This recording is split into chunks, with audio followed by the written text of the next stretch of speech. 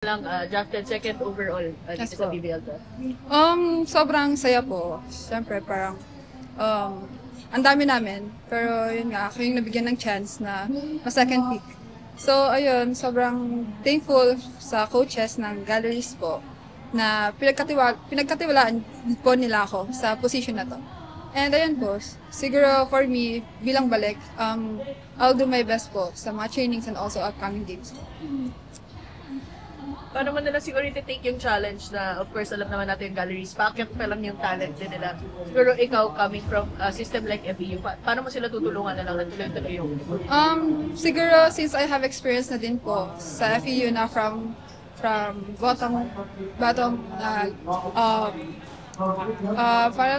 na from 8 to final 4, siguro I want to help din yung galleries na tumaas din yung rank sa PVL. Siguro hindi siya madali pero we will try our best din siguro po ng team na ma-achieve yung ganung goals pa natin.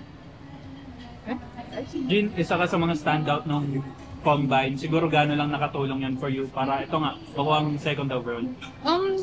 Siguro for me, sobrang nakatulong siya. Pero, yun nga, parang combine kasi, ipapakita mo kasi yung talagang kung paano mag-perform. So, sino ko lang kung anong talagang paano ko mag-perform. And yun siguro, nakatulong yan for coaches na makita kung ano po talaga yung potential na meron sa athlete.